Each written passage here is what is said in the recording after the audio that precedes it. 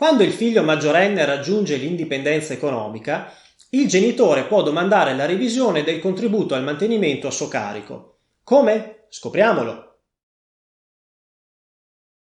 Oggi parliamo 1. Di cosa può accadere quando il figlio maggiorenne destinatario di un assegno di mantenimento diviene economicamente indipendente e 2. Del ruolo del figlio maggiorenne nei procedimenti in cui si discute proprio del suo mantenimento.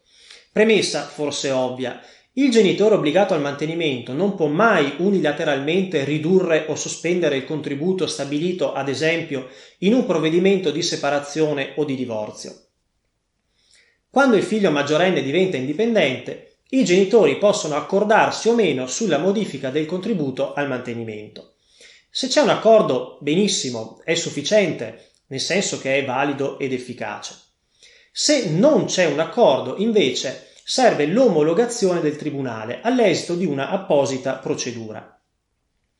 In entrambi i casi, però, attenzione alla posizione del figlio, il quale può sia impugnare l'accordo stragiudiziale fra i genitori che partecipare all'eventuale giudizio instaurato tra loro in difetto di un accordo. In generale, che ruolo hanno i figli maggiorenni nelle procedure di revisione del contributo al mantenimento? Come ribadito anche recentemente dalla Corte di Cassazione, il diritto del figlio, anche maggiorenne, di essere mantenuto perdura fino al raggiungimento della sua indipendenza economica, salvi ovviamente i casi limite in cui possa dimostrarsi che vi è una prolungata inerzia del figlio perché, ad esempio, non solo non si impegna efficacemente negli studi, ma nemmeno cerca un'occupazione. Il figlio però non è l'unico soggetto interessato a mantenere il contributo, è interessato anche il genitore che convive con lui, in quanto tenuto a sopportare le spese relative al nucleo familiare. È impensabile dunque che il figlio possa mettersi d'accordo con il genitore obbligato a versare il mantenimento senza considerare la posizione del genitore convivente. Per questo il genitore convivente ha sempre diritto di partecipare al giudizio che riguarda la revisione del contributo al mantenimento del figlio.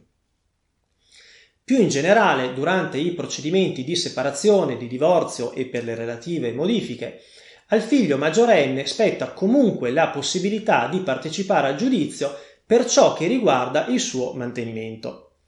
Si utilizza al riguardo l'espressione legittimazione alternativa e concorrente, proprio per indicare che se il figlio non intende avanzare domande proprie, come ad esempio quella relativa al versamento diretto in proprio favore anziché a favore del genitore, non sarà necessario disporre l'integrazione del contraddittorio e la questione verrà discussa solo fra i genitori. Qualora invece il figlio maggiorenne abbia lasciato la casa familiare e quindi non conviva con alcuno dei genitori, si pone il problema di capire se egli debba partecipare al procedimento che ha ad oggetto la modifica del suo contributo al mantenimento, così come all'eventuale accordo stragiudiziale avente il medesimo oggetto. La risposta è sì. Con l'allontanamento definitivo del figlio dalla residenza familiare è evidentemente mutata la situazione di fatto oggetto della precedente regolamentazione, per cui il figlio deve partecipare alle procedure che hanno ad oggetto la modifica del contributo al mantenimento che lo riguarda. Per inciso, nel caso in cui il figlio si sia allontanato dalla casa familiare, ma ciò nonostante sia solo parzialmente indipendente, il contributo dovrebbe essere direttamente corrisposto al figlio stesso e non all'altro genitore, il quale non sopporta più le relative spese. Per maggiori informazioni visitate il nostro sito web, iscrivetevi al canale e seguiteci sui social media.